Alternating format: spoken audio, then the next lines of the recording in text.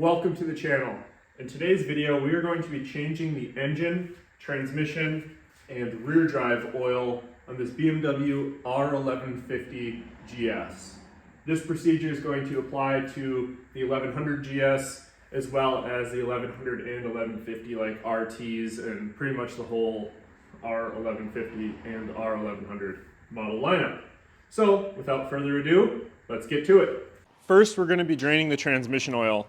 So draining the transmission oil will actually loosen up the transmission fill first. A lot of people like doing this just in case the, for whatever reason, it shouldn't be, but the threads are stripped out. And if you loosen up the drain and then you can't put oil in your transmission, that's no bueno. So that's good. You want your oil level should be right at the top of those threads. So when you take off the fill plug, a little bit of oil should come out just like that.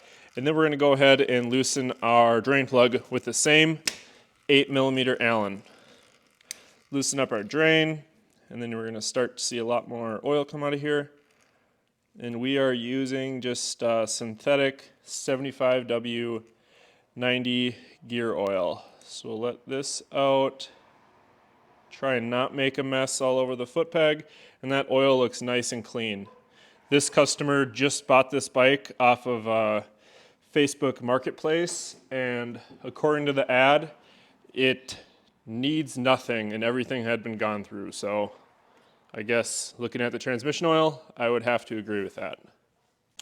We're now going to look at the rear drive here, and like we just did before, we're going to loosen up the rear drive oil fill. A little bit of oil should come out of here, or at least be right to the top of the threads. You can see the oil levels right at the top there. You might not be able to see that on your camera. But, so loosen up the fill, and then we're with a 19mm wrench. We're going to go ahead and loosen up the drain. And then assuming this oil is going to be nice and clean, just like the transmission here. Look at that. A little bit of metal on the drain plug.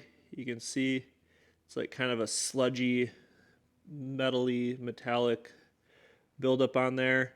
That's pretty normal. So if you see this on your oil at home, nothing to worry about. We're just going to let the transmission and rear drive drain, but our next step is going to be getting the skid plate off. This is a factory skid plate. A lot of these GSs have like aftermarket skid plates, so this procedure might be a little bit different. But on a factory skid plate, you're just going to remove the 4 10mm bolts holding the skid plate on.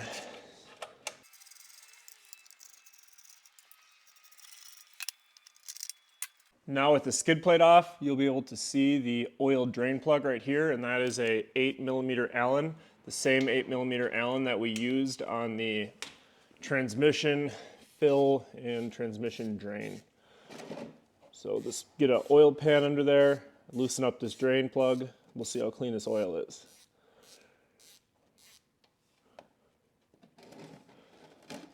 Looks pretty dirty, but I'm sure it was changed at a similar time that the transmission and rear drive was.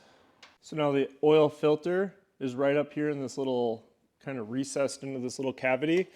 We're going to use an oil filter wrench to get this off. This oil filter wrench can be purchased from the BMWpartsguy.com along with every other thing used in this video. And this oil filter looks like it's kind of seen better days. Oh man.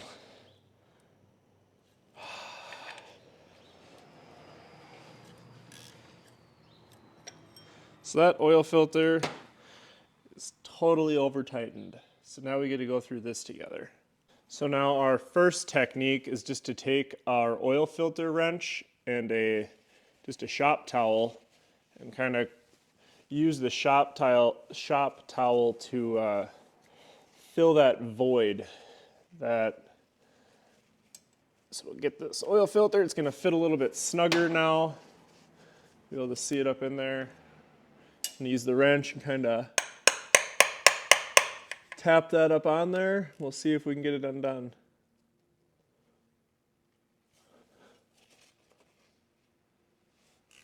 Aha, aha, look at that. So not only are you learning how to change your oil and stuff, but you're also learning little tips and tricks of the trade here. So if you can, subscribe if you haven't already, and make sure to drop a like. Now that our rear drive has finished draining, we'll go ahead and remove our drain pan, and got the end of that all cleaned up. Go ahead and reinstall that with a fresh crush washer, and just give that a little snug with a 19mm wrench.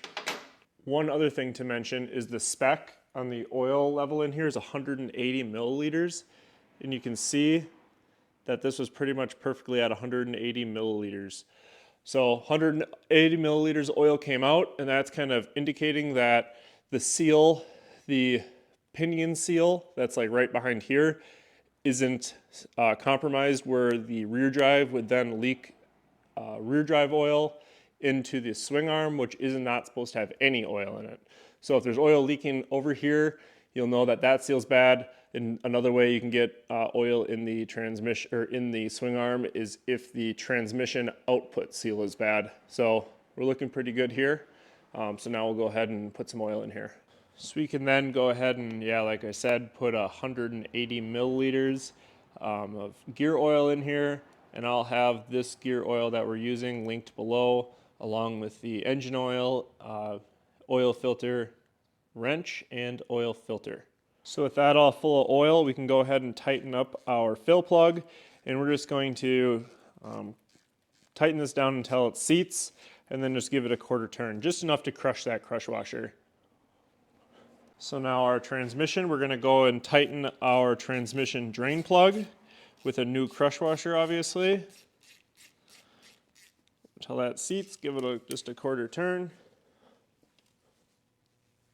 Just enough to crush that crush washer. And then we'll go ahead and we'll pump a bunch of oil in our transmission, and we're just going to fill it up until oil starts coming out of the fill here. And you can no longer put more oil in. And make sure it's on the bike's upright, either clamped into a wheel chock or on the center stand. And now the same thing we did with the transmission drain, we can do with the transmission fill. We're just going to tighten this up until it seats, and then just give it a quarter turn. Now that our engine oil has finished draining, we can go ahead and reinstall our engine oil drain plug with a new crush washer. We'll go and reinstall a new oil filter. We're going to want to make sure that our crush gasket is still attached, and if you feel up here, you should be able to feel a nice flat smooth surface. And then here's our new oil filter. It can be purchased from the BMW partsguy.com. And then we're just going to go and tighten this up. So this oil filter, I mean, it doesn't need to be as tight as the other one was. What we're just going to do is just snug it up to like what I guess you would consider hand tight, and then just give it a little bit beyond. And then we can go and put our skid plate on. Skid plate can be a little tricky just because it's like a double layer operation thing. So there's all sorts of stuff going on that you have to line up, but I think you guys got it.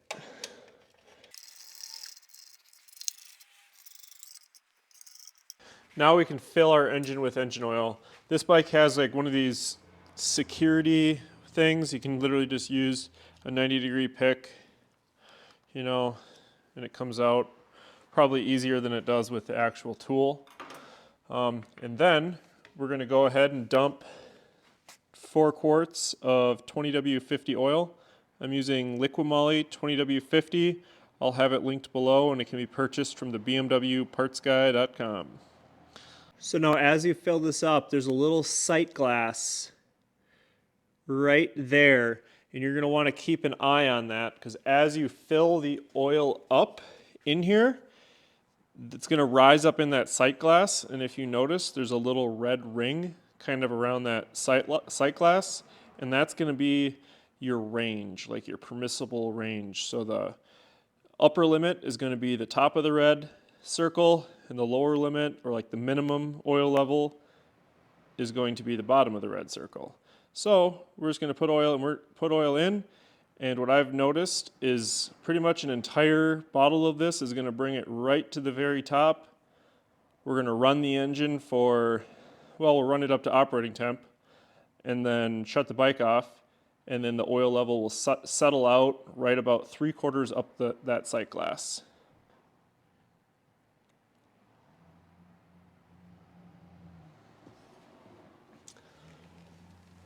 So you can see the oil level went right to the top of that sight glass, and that's the whole jug of oil here. So now we're going to run our engine all the way up to operating temperature, and then we'll shut our bike off, and then you'll see the oil level settle out probably about right here to like the mid to upper range of the sight glass here, but that's exactly what we're looking for. And if you drain your oil adequately enough and you put in an entire container of oil, like an entire gallon-sized container, the oil level will settle out there just about perfectly. So now I'm going to run this bike all the way up to operating temperature.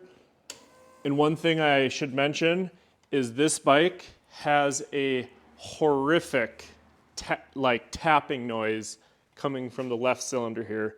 It's really, really loud, and it's a little concerning, but that's what we're going to look at next.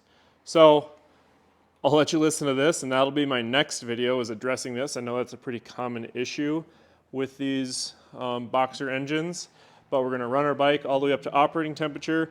We'll watch the oil level go down here in the sight glass, and then once it's reached operating temperature, or at least we got a couple bars on our sight glass, we will shut our bike off, let it cool down for 10 or so minutes, and then we'll check our oil level.